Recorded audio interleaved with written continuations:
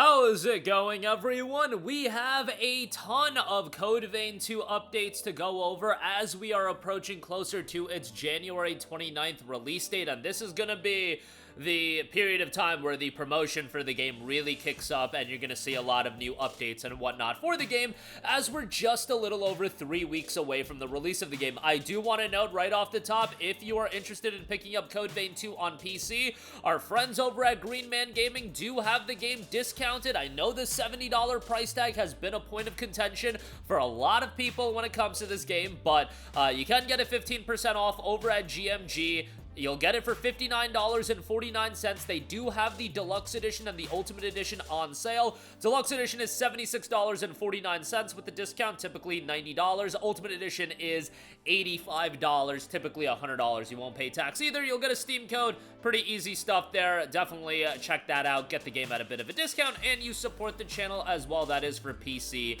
and Steam. But we've got some new updates to go over in this video as well.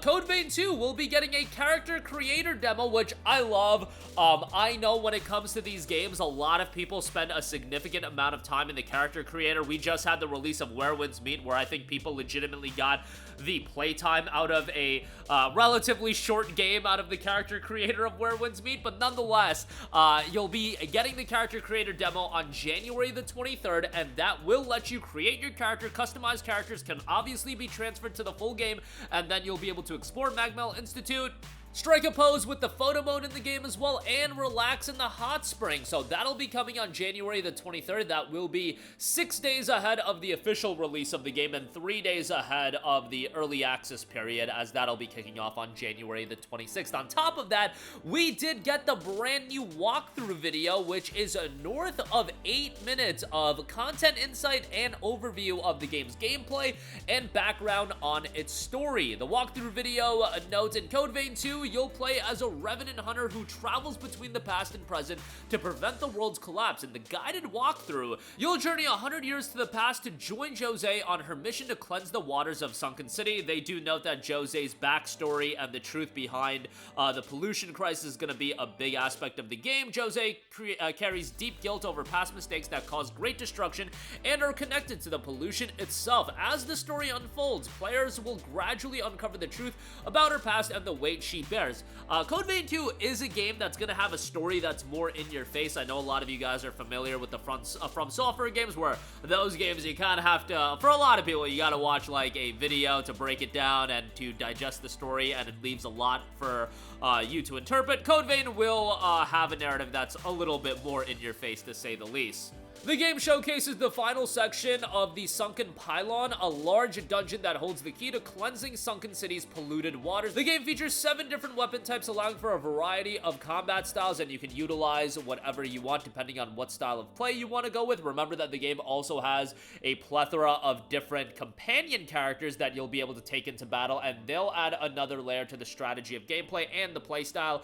Players can unleash fast, agile combos with the new dual blades, or harness the raw power for heavier, more devastating attacks. Players can also use special skills called Forme, divided into 3 categories: defensive for guarding and evading, weapon Forme for combat, magic, and support skills that enhance or modify attacks, and Bequet Forme for summoning powerful weapons to unleash devastating attacks. All 4 consume a resource called Ichor, which is gained through the Drain attack system. That'll be with you damaging enemies with regular weapon attacks. You can increase enemy wounds and extract more Ichor as you play.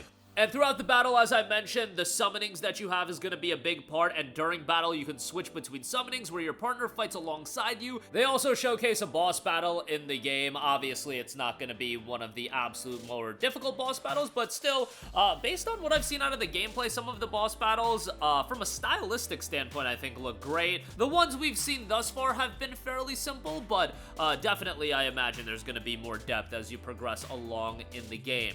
Also, as far as the game is concerned, and when you die, if you lose all of your HP during battle, your partner can revive you with Restored Offering, but please be mindful of the cooldown as well after using it.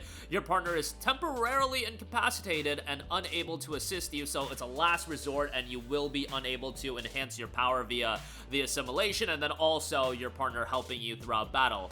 That's what they showcased in this walkthrough video, and I am liking the look of the game, but I do hear a lot from people as far as the $70 price tag. As far as games coming out, this is one where I've heard about the price tag more than a lot of them. I mean, the $70 price tag for a lot of games is standard these days, but Code Vein 2, it seems to be brought up over and over again. Again, our friends at Green Man Gaming do have it a little bit cheaper, but if you're playing it on PlayStation 5, you're gonna have to pay 70 bucks for it if you do want to play it right away. And then on top of that, you are talking about fake early access now being baked into it, and them selling you DLC before the game's even coming out. I will say this, the DLC that Bandai Namco bundled in with Digimon Story Time Stranger before the game came out has turned out to be pretty mediocre.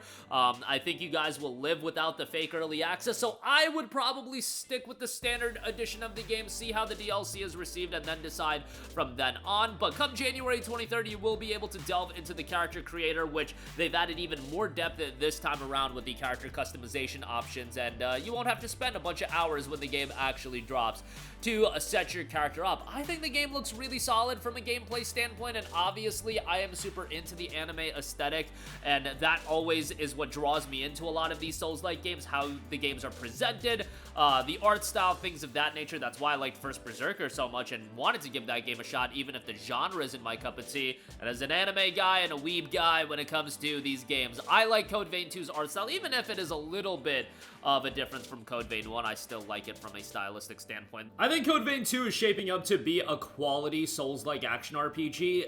It's the only issue I'm gonna go back to is the $70 price tag, and I've said it before where a lot of games get away with $70. Code Vein is just not that level of an IP that I feel like people absolutely love. And beyond just the $70 price tag, if you really want all the content with all the DLC, you need to get the deluxe edition, and then you have an ultimate edition in there as well. I just think some people are gonna look at that on top of coupling the fact that you have another major Souls-like action RPG coming out the following week. You know, a lot of the times I feel like games are releasing close to one another. People make too big of a deal about it, but Nioh is a standout Souls-like game. Prior to Lies of P, I thought Nioh was the one that most people thought was the best non-From Software Souls-like title, and that coming out a week later, especially with how many years it's been since Nioh 2, I think there's going to be a lot of excitement on that. Ultimately, with Code Vein 2, like, I'm going to play it right away when it comes out, but I think for a lot of people, it is going to be one to wait on a sale for, but that's going to be up to you. I really like the element of the extra players. I think that adds a much-needed layer to a Souls-like game, which I've always said before. If you're not From Software, you need something to differentiate yourself and make yourself unique,